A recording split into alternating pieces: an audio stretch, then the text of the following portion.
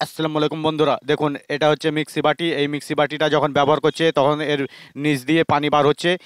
তার জন্য এটা আমাকে কাস্টমার দিয়েছে রিপেয়ার করতে। রিপেয়ার করব এবং আপনাদের মাঝে শেয়ার করব। দেখুন আপনারা বন্ধুরা আমি কিভাবে রিপেয়ার করছি। আর আমার ভিডিওটা যদি ভালো লাগে অবশ্যই লাইক শেয়ার কমেন্ট করবেন।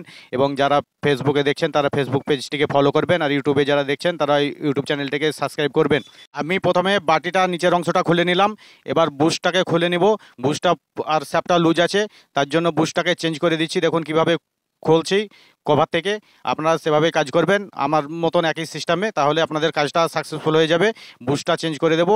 আমি একটা ছোট্ট কাঠের টুকরো নিয়েছি এবং হাতুড়ি দিয়ে এটাকে হালকা করে প্রেস করতে হবে হাতুড়ি দিয়ে, তাহলে বুশটা নেমে যাবে। খুব জোরে প্রেস করলে ভেঙে যাওয়ার সম্ভাবনা থাকবে। নিচে একটা সাপোর্ট দিতে হবে পাইপের মতন, সেটাকে সাপোর্ট দিয়ে বুশটাকে চেঞ্জ করতে হবে।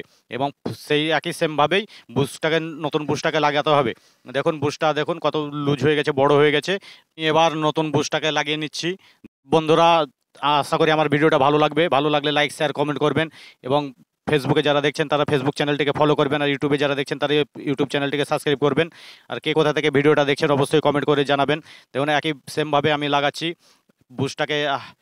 একটা সাপোর্ট দিয়েছি, সাপোর্ট দিয়ে আস্তে আস্তে প্রেস করছি। প্রেস করার পরে বুশটা ভিতরে লেগে যাবে। সেটাকে আমি আপনাদেরকে দেখাচ্ছি। খুব যত্ন সহকারে আপনারা কাজ করবেন। যত্ন সহকারে কাজ করলে 100% কাজ হবে।